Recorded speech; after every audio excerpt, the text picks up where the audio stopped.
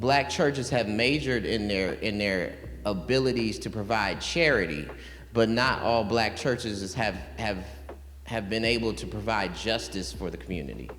And I think those are two separate things that we need to think about. Like, justice is the balancing of imbalances. You need the analogy of the babies are in the water. Well, charity is to pull the babies out the water. Justice is to go up to the mountain and tell the person throwing them in the water, stop throwing them in the water. So what happens when churches lift up Jesus but don't act like Jesus? And don't sound like Jesus? And don't resist like Jesus? There is a group that meets every Tuesday night here in the King Lincoln Bronzeville area. They will never set foot in a church on Sunday morning, but every Tuesday night they gather, they pray, they study the word, they talk about real life, and I would argue that that's black church. Yeah. Just not in the institutional sense. Yeah.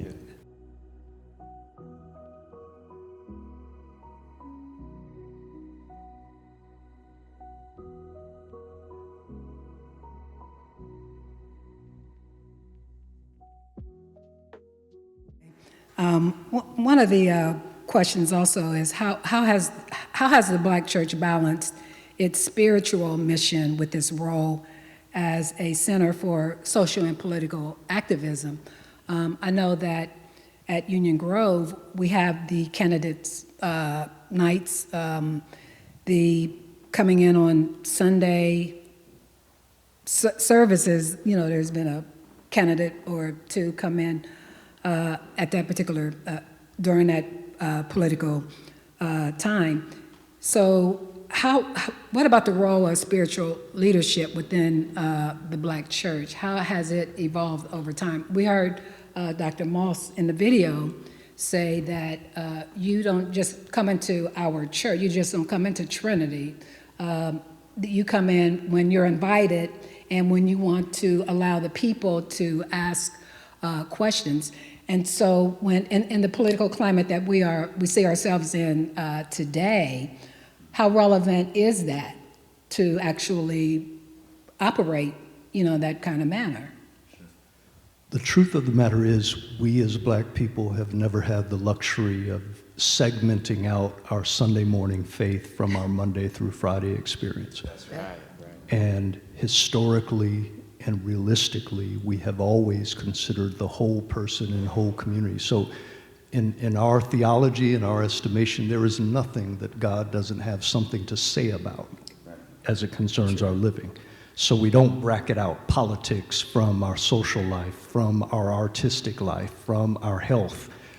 It's all about the person in community, and God has something to say about it. And as a part of that, the gospel of Jesus Christ to which we ascribe has good news that's relevant for everything that concerns our living. And that's always been a part of the Black church experience. I think when we talk about the power of it, one of it on a base level, I'm not even trying to oversimplify it, but it was just the first thing that I thought of when you said this, is the fact that it's a people organization. There are people, if we're talking about, we live in a democracy, and I use the quotation fingers, oligarchy, whatever words you want to use, but we vote, right? Persons vote, the majority vote picks who the leader is, right?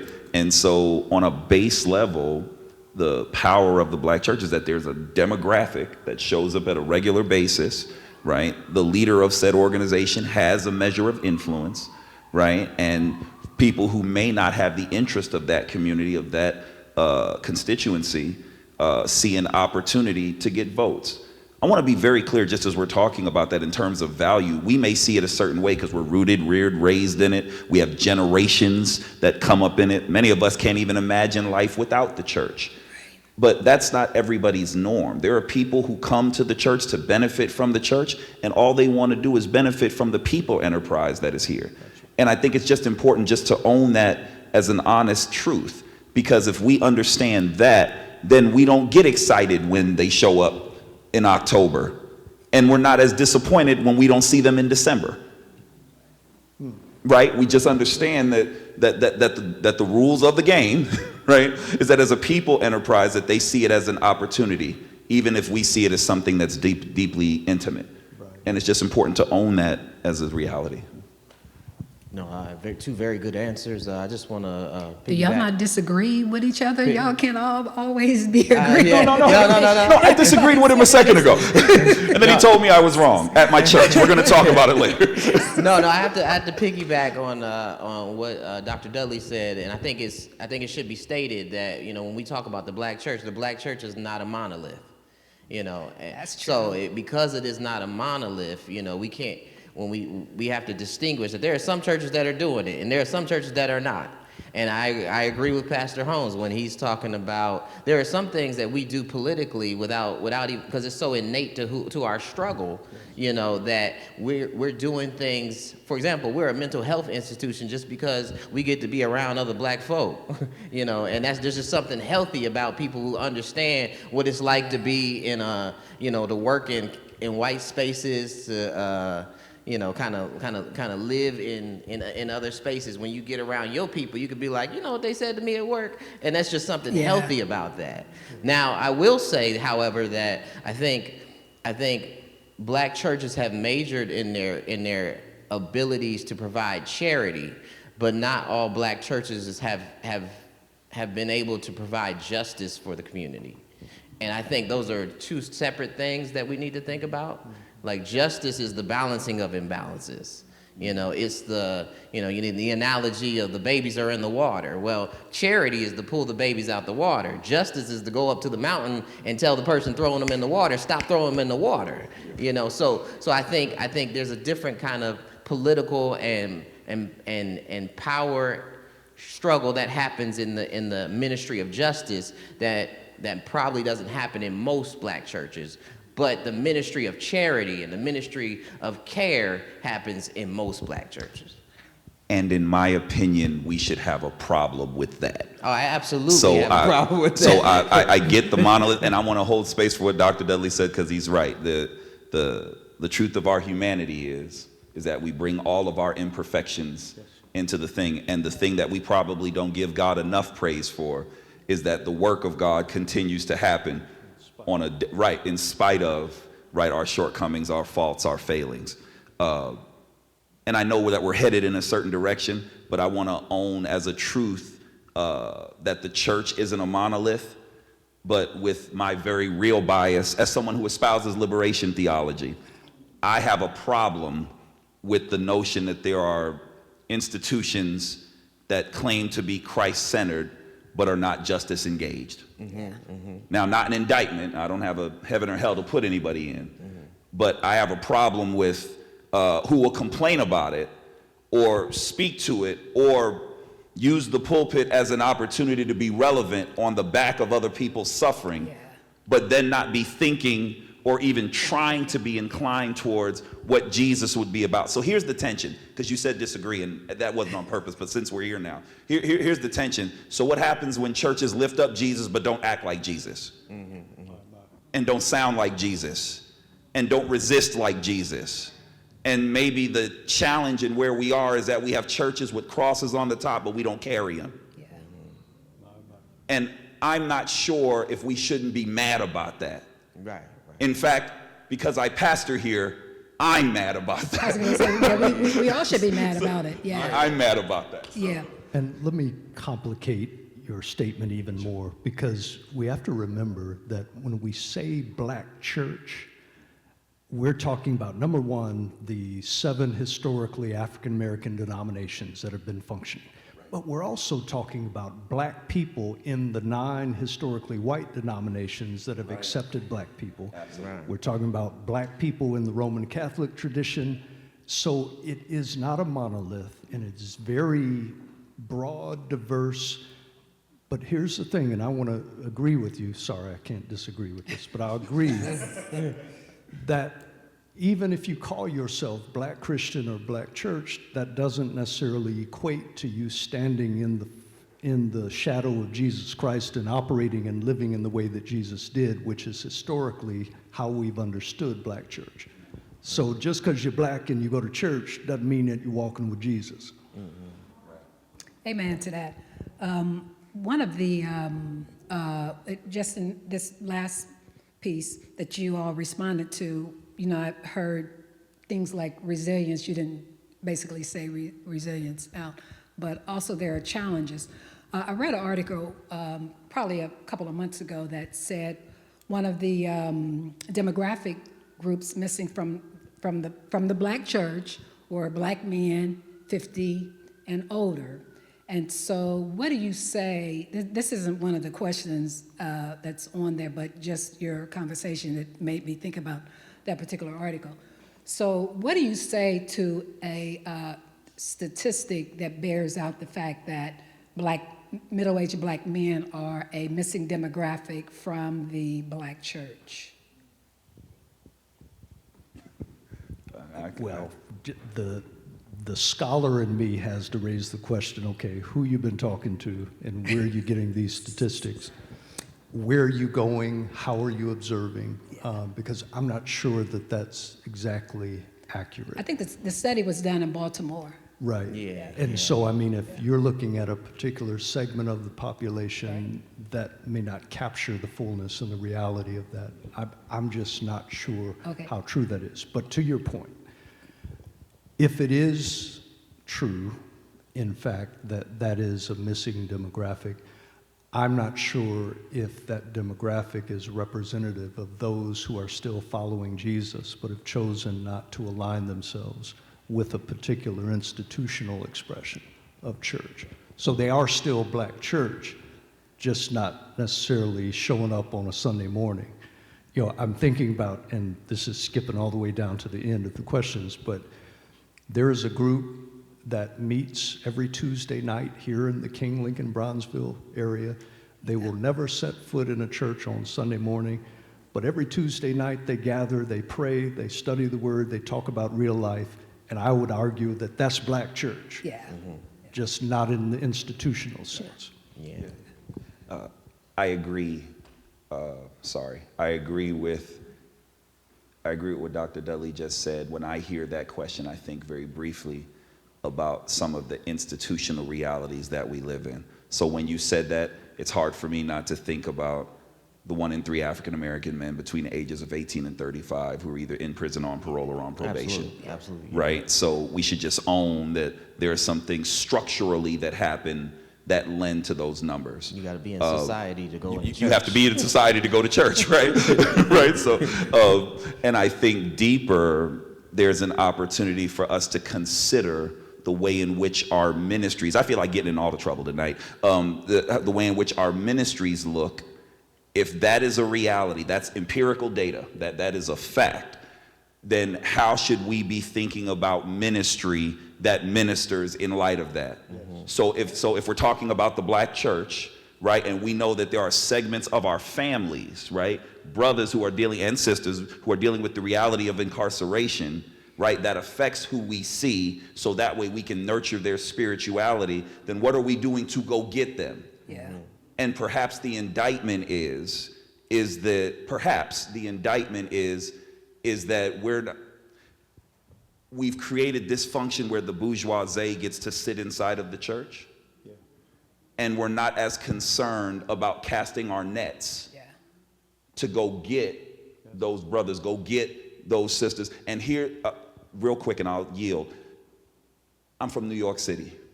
I got to see the Nation of Islam movement be very powerful in Harlem, where my church was, in the Bronx. Here's what they understood. It wasn't because there wasn't controversial leadership. It wasn't because they had great institutions or fantastic leaders that we can hold up. It wasn't because of that. Much controversy in the nation in the 60s, why Malcolm had the defect. Much controversy in that. Here's what they understood. No, we're going to go into these prisons.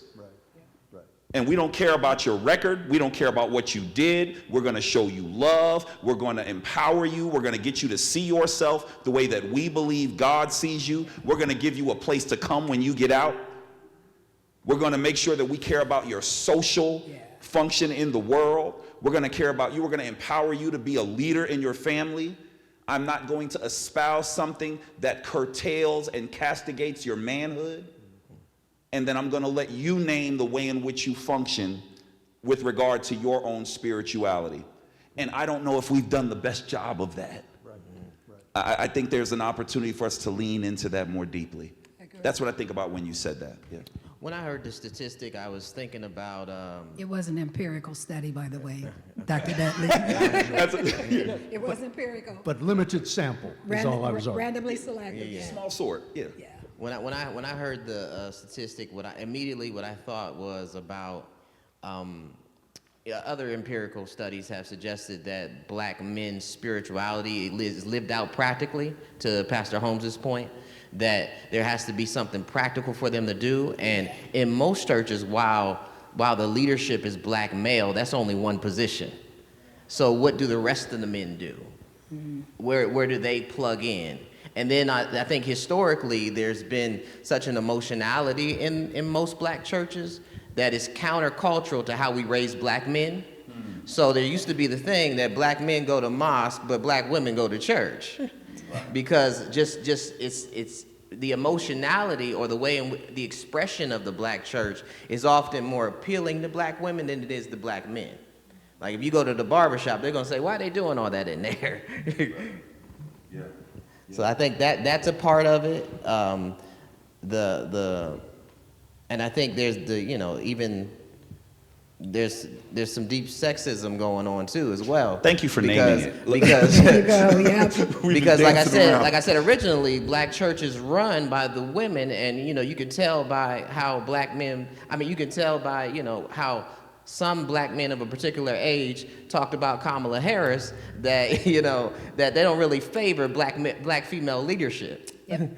And so when you come to a black church, you're often going to run into chairpersons who are black female leadership. If your wife's the breadwinner at home, then you could probably have an animosity against that anyway.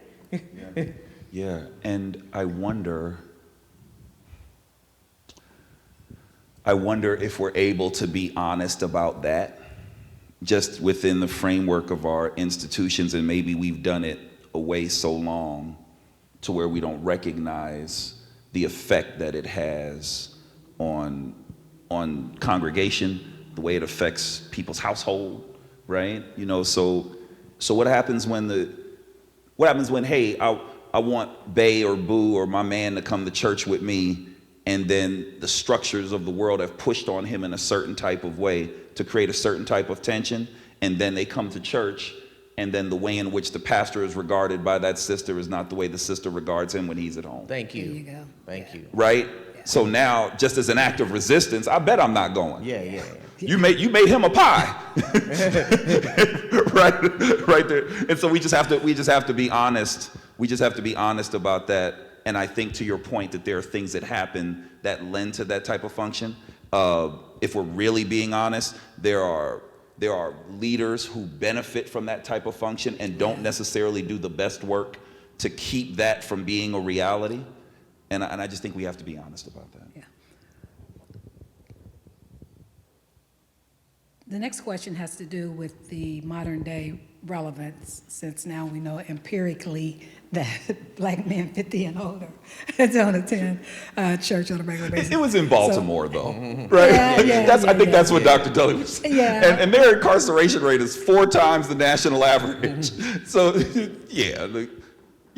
I think it's both and. I think there's another church-going statistic that must be raised, is that most people, statistically, if they're going to attend church and stay in church, it's because their father brought them.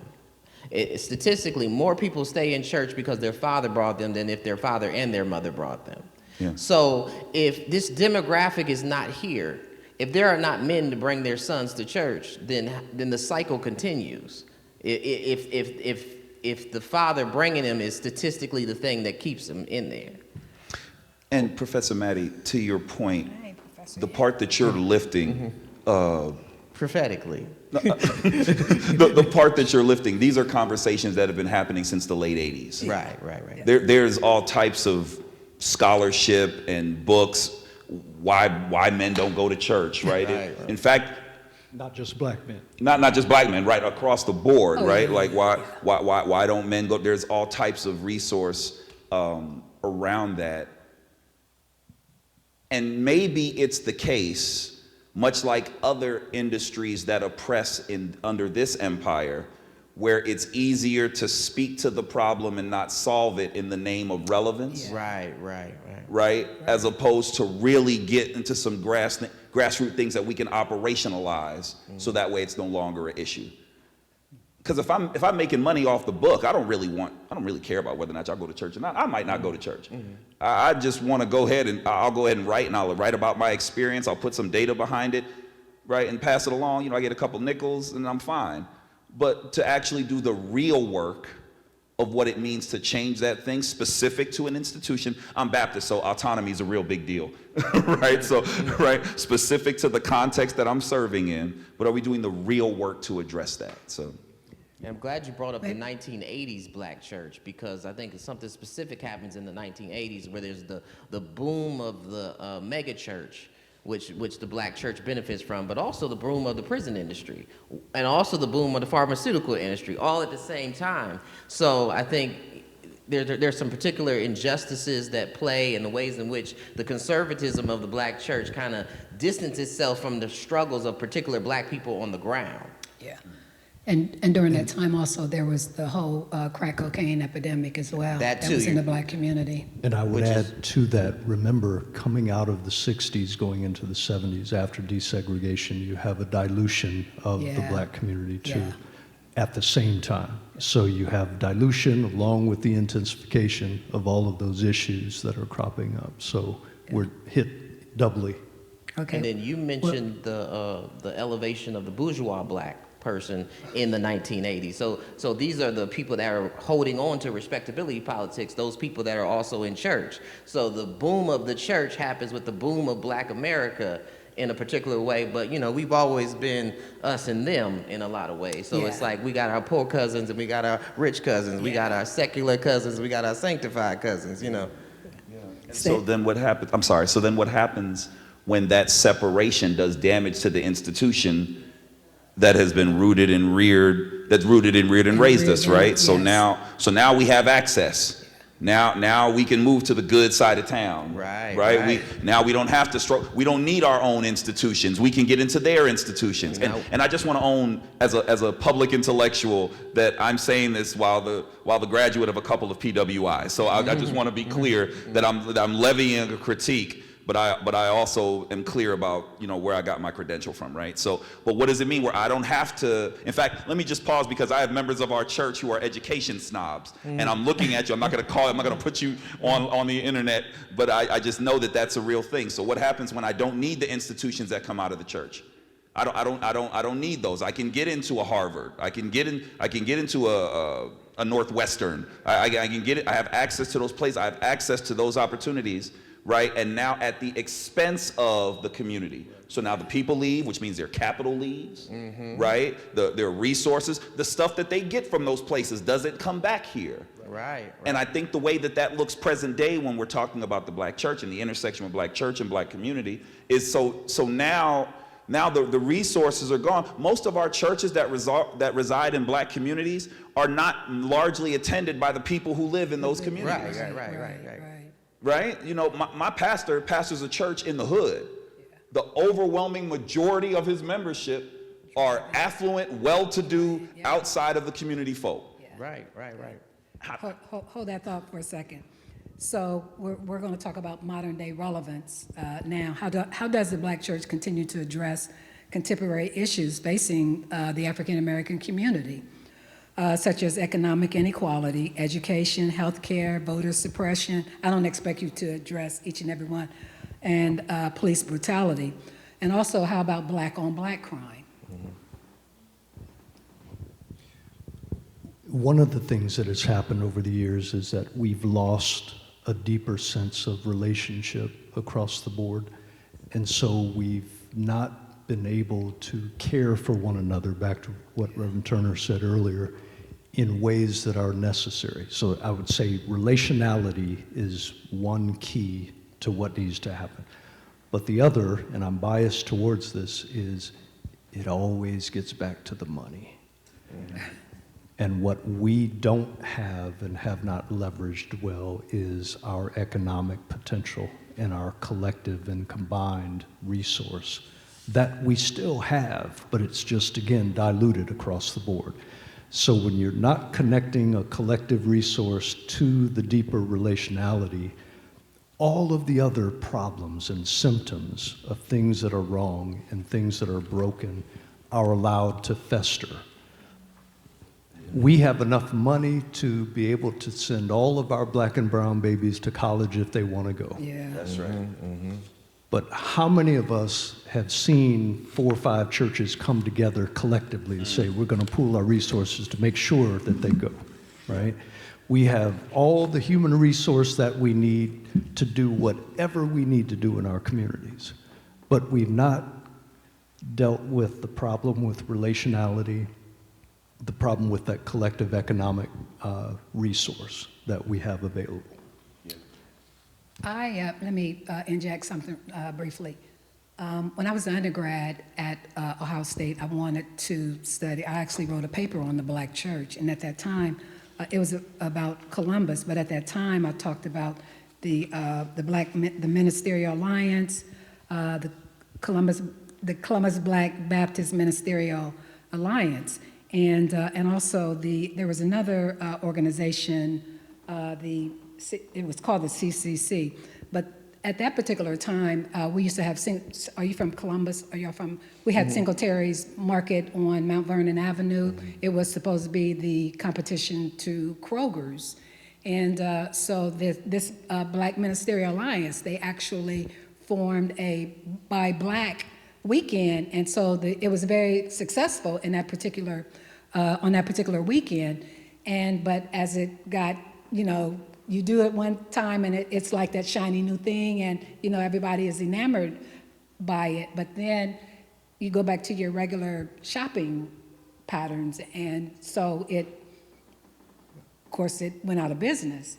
And so that's how the Black community, and so when I say that the Black church used to be the nucleus of the Black community, and sometimes I'm looking at it like, okay, who's driving the church now as opposed to the church driving society?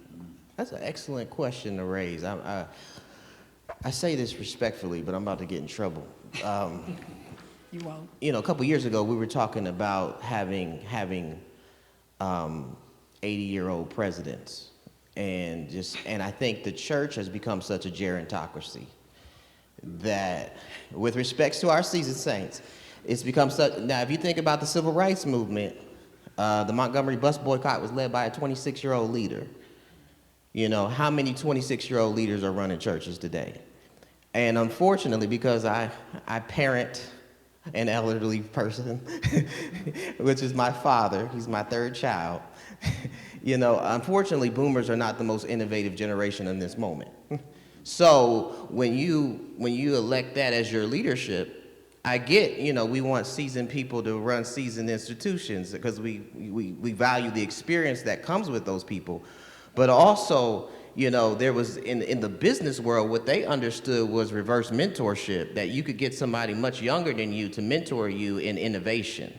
And I think that's where churches have kind of missed the mark. Now, fortunately, places like Union Grove have been ahead of that kind of curve. But I think that has a lot to do with the kind of experience that you have in churches, because I'm a millennial, I'm 38 years old, and my generation is the religious nuns. We're actually the missing generation from the church, and part of the reason is because people that are primarily running churches aren't talking to the people of my generation. Like, all my friends don't go to church, and they tell me why.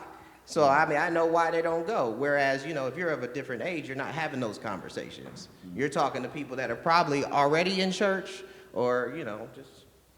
And just to be clear, I know you're broad brushing, but you're hitting me kind of hard as a seasoned leader who has stepped into an historic pulpit. So just be very careful, because while you may be accurate at some level, it's not exactly accurate across the board. I'm not saying it's a wholesale thing. I'm saying that this is an aspect of it. He's saying don't extrapolate. Yeah. No. You said it better than I did. I was going to say the same thing, because I do think that you know, it's that text in the Old Testament, right? Where, you know, you have the elders that are weeping, right? And the younger generation that are excited, they're shouting, right? And it's not an either or, right? The elders are weeping because they've seen this before. They know what's going to happen. They know the grieving that's going to happen. The younger generation is excited about the thing. Let's just go do it. And the beauty of that text, I'm sitting on the stage with a Bible professor, right? But the beauty of that text for me is that it really represents, it's not an either or, it's a both and, right?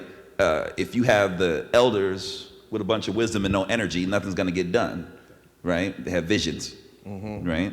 If you have the young folk with a bunch of energy and no wisdom, it's gonna crash. It's gonna crash out, right? Right? And I think the opportunity, if we're talking about a community in the best sense of what the church is, right? Then you're having both, right? You're not siloed or compartmentalizing our knowledge base, our information base, our resource base, our experience base, right? We take all of that and we put it together and move a thing. So I think you're absolutely And expand that concept, because remember, when the black community was strongest was the time when we had a mixture of socioeconomic status, of age, of occupation, physicians living next door to janitors. We don't have that anymore, right? So we have this segmentation in regards to socioeconomic status and occupation, but also in terms of age. So I'm absolutely with you that it's not an either or, it's a both and. And what you're talking to then, what I think about when you say that, we were talking about it here, if that is the case, which I believe it is, right? We've gotten away from that for a bunch of reasons, some on purpose, some by way of access. And I want to be clear, someone choosing to live better than what they've lived is not a bad decision, right? Look, if you had generations of not having it, listen, I did not grow up rich. I am grateful for every nickel I have, and I don't feel the need to apologize to anybody for it. Amen yourself, Holmes. Amen, right? But that being said, if what you just said is a reality that has an impact and effect on the black church, and as a result, the black community writ large, then the question is, what do we do then?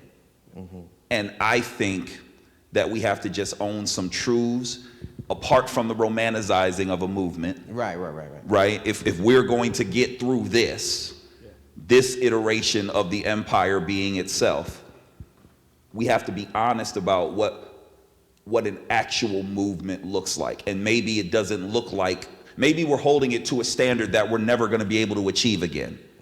I don't know if we're going to be able to organize and get, especially now. I think about Columbus, Ohio. You know how many churches are here in the city of Columbus? You know how many churches are here in Mount Vernon, right? I don't know if we're going to have another movement where we have that many institutions on that much for across the board where we can just say, hey, you know what, we're just going to march. We're just going to have a national thing. We're going to all get on this bridge and we're just going to go. I don't know if we're going to do that. I don't even know if everyone is inclined towards that. And I'm not judging anybody. That's just the truth. So, go ahead. Sorry, No, go ahead. No, go ahead. And I think the opportunity is more local. That's what I was going to. I think the opportunity is more local. And I think historically it was that. I think we bought into maybe the romance as opposed to the reality. And I think more local is the way it should go. And I know we're going to get there. So how do we begin to bridge the gap? You know, we have the generational, the ones with the knowledge but lack energy, the ones with the energy that lack the knowledge. How do we begin to bridge that gap to make it so that we actually come together? So when we need to conduct any type of movement, especially in 2025, where we're basically talking about, you know, the lack of access to quality education, the lack of access to quality health care as well, and so forth and so on. And prison industry complex is still there, and it's still sucking up young black males. Absolutely. I think one of the things I always propose in this moment is that we listen to those who are outside of our institution and those that are not participating. I think you know, sometimes we can't have collaboration if we're not listening to those that aren't a part of it. I think that was one of the strengths as an artist. That was one of the strengths. That's one of the strengths of the Black church, is that not only was King a primarily driving force of spirituality, but it was what Malcolm was saying about the church that actually lit a fire under him. So we had these extra church prophets that we were listening to in that moment that was shaping the way we did social justice through spirituality, because they were critical of the institution in ways that maybe people, you just don't criticize your own house in the same way all the time. If you're sitting on the pew, you might have your criticisms, but those on the outside, or those, more specifically, those forced out of the church, are those that we need to listen to, those that have experienced religious trauma, those that have, just have been ostracized because of, the video talked about the cultural conservative of the church. I think we're talking about an institution that we call Black, but it just really isn't inviting to all Black people. How do you make it more inviting? Own it. How do you make it more inviting? Well, I would say is that, I think sometimes churches are often sanitary spaces, and I think there are people that live outside of the sanitary prescriptions that we have. We talked about the respectability politic that lives here, right? And so I think, we just gotta, I think it suffers from what Dr. Joy DeGruy called post-traumatic slave syndrome. So there are ways in which we pass down harm, because I'm a grown man, and I grew up in my church, but there are still people that talk to me like a child. And I'm of a generation where I don't have to attend your church. I'm not gonna let you mistreat me, in the name of the family. Yeah. But here's the thing that I think you're troubling, rightly.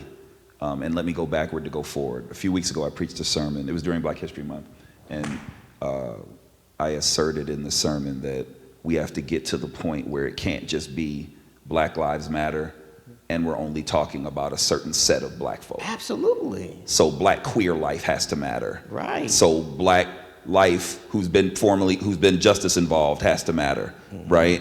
That Black that doesn't fit, that's outside of your comfort zone has to matter, and we have to see all of us in the way that God sees all of us. Because whether you're in the church or outside of it, when the officer is abusing their authority, they're not asking what church you go to. Right. They're not looking for a W-2, right? And so we have to be clear about that. But what you're troubling is that, so what happens, I think you're right, but what happens when, I'm gonna ask Dr. Dudley, because I totally cut him off a second ago and I didn't mean to. So what happens when there's a demographic that understands the church, their function, even their personal theology, right, a certain way, and now in the name of a more equitable enterprise, it now pushes against that. Yeah. So what happens when I'm brought up in a way where those people are wrong, those people are sinful, and our function is in resistance of that, but in the name of expanding the knowledge of the economy of God, right, we have to take a hard pivot. I think there can be intention around it, but I do think the stance has to be certain. And I want to deepen that even more, and both of you have alluded to this, but I want to say it very clearly. It's getting back to this idea of the dignity of the human person as a starting place, right? Beyond what your theology is, beyond your religiosity, where you attend church, anything like that, but just the basic idea that every person has dignity as being created, made in the image of God, right? So that's a starting place. Starting point. But where we are missing, I think a lot of the potential is getting back to what I said earlier, this radical and authentic relationality. Because even if I disagree with you, if I love you, then we can still walk together. Right. And I think that has been a factor that has played into the success of any movement in any development where we've said, okay, we're not the same, we may not agree on everything, but can we be in solidarity with one another because we love each other, right? That's the deciding factor for me. So when you're talking to, I want to push you a little bit because I like what you're saying, and I just want to hear you think out loud about it. So when we're talking about radical relationality, and we don't have to agree in order to walk together. So what happens when you don't agree and we've reached a point where either we're walking this way or we're not? So what happens when it moves past when it moves past to maybe the operational? I might not agree with your tactic, right? I might not agree with your method, but I agree with the direction we're going in. What happens when it gets to, nope, I don't even think we should be headed in that direction? Yeah. We may even be walking in adjacent directions, but I don't think that we're necessarily walking in opposite directions, right? So even if I'm not going there with you, but I'm going here, I can still walk with you, right? So we don't have to agree on every point. We don't have to even agree on the destination, but can we start from a place where we honor one another's human dignity, where we honor the idea that we are in this together and we walk together. Let me unpack that even more. There are going to be places where there is just no obvious reconciliation, right? There ain't no in between, ain't no compromise, right? Especially in the black church when we have conversations around sexuality and gender equality. Right. There are just some places where there are persons, constituents in our communities just will not agree. Right. But even there, can we still be community?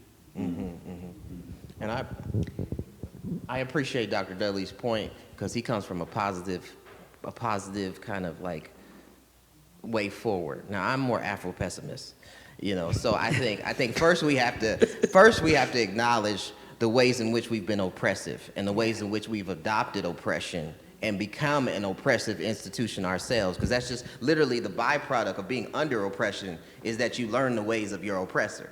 So just like white folk will deny the reality of racism, black churches will deny the reality of hurt that they've caused. And I think in order to really kind of become a space where people feel invited, you have to own what you've done and then put in practice. Like there are things that can happen in a church that won't happen at my job. Because one, there are rules that say you got to be confidential and you got to have consent. So my body and my vulnerability are safe at work in ways that it may not be safe in a church. Wow. Yeah. Why is that? For that very reason, we haven't been able to. The unexamined life is not worth living. So we have to be reflective about why are people not getting close to us? Why are they not wanting? Where is the disconnect happening? And I get it. It's not all church's fault, but at the same time, we have to have a more well-rounded perspective on it, as opposed to just kind of taking the victim stance and say, well, they don't come because they ain't right. But you also have to have an awareness of it as well. Huh? You also have to have an awareness of it as well. Right. In fact, I'm to the point where we shouldn't even have to brand all are welcome. We should just function in a way, right, from our liturgy to our structure to the way in which you're treated when you come, to the programming should be such to where it's clear that all are welcome. I'm not anti-you because I'm directly about us. When we talk about equity, we talk about justice, it has to happen in-house first before it can spread out or overflow. So I think one, we have to be concerned about like what again, I alluded to it before, like what does our leadership look like? What does our boards look like? What do our tiers of leadership look like? Is that equitable? We have the capacity to leverage our courage and our creativity for this moment that we happen to be living in. Yeah. And to the degree that we're able to do that, we'll be able to move forward together.